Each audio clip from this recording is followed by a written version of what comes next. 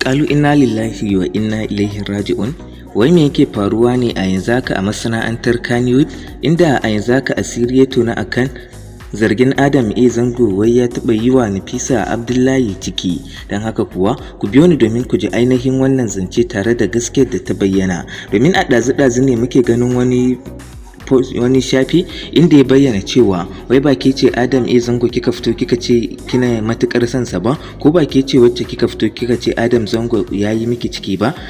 To dai ku biyo ni domin ku ji irin kalaman da ake cewa Nafisa Abdullahi ta yi akan Adam A Zango wasu lokuta da suka wuce a baya, kuma duk wannan abin ya faru ne sakamakon irin yadda Nafisa Abdullahi take barranta kanta da aure, take kuma huri wa mutane kunne kan cewar su guji aure domin babu abin da ake yi a rayuwar zamantakewar aure face bautar da mace.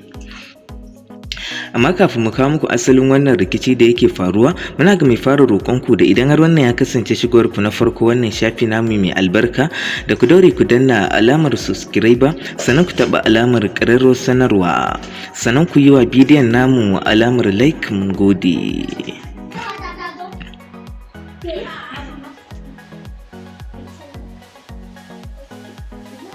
Shafin ya fara bayani kamar haka: Nafisa Abdullahi, sai ya sa alamar ƙarin tambaya, sannan ya ci gaba da bayani kamar haka: wai ba ke ce kwanan nan kika yi mutuwar san Adam A Zango ba, amma kuma ƙarshe bai aure ki ba?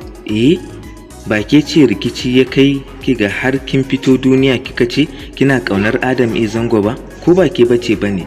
Sannan mai shafin ya ƙara da cewa kuma bayan duk wannan abin da ya faru, kuma yanzu ki fito ki ce wai kin barranta kanki da aure, kada ki manta fa ki har roƙon shi kika yi akan cewa ya aure ki. Sannan mai shafin ya ƙara da cewa to dama kuma tunda matar da kika yi haka, sannan daga ƙarshe bayan bai aure ki ba kika fito kina cewa na Zango ya yi miki ciki, lamarin da har sai da yayi ƙoƙarin kai ku da kotu.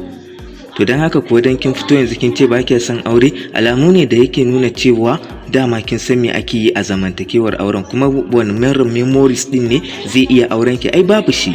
Haka mai shafin ya bayyana a sanarwar da yayi kenan. Sannan ba iya wannan ba kadai, dangane da kuma ainihin sahihin gaskiyar zancen anan ita ce, bayan wani dogon bincike da nazarta abubuwa da muka yi dangane da wannan zargi da ake wa Adam A Zango, abu ɗaya ne zuwa biyu. Na farko dai, ko dai wannan mutumin kawai tsara labarin shi ya kuma ya wallafa a kafar sada zumunta, ko kuma dai a'a wannan abin ya faru sai dai kuma ba wai ta hanyar cewa yi mata ciki ba, domin wani ɗazu da muke ganin bayanansa ya bayyana cewa lokacin da aka ga Nafisa Abdullahi a kotu ake cewa ai ƙara Adam A Zango ta kai akan yayi mata ciki.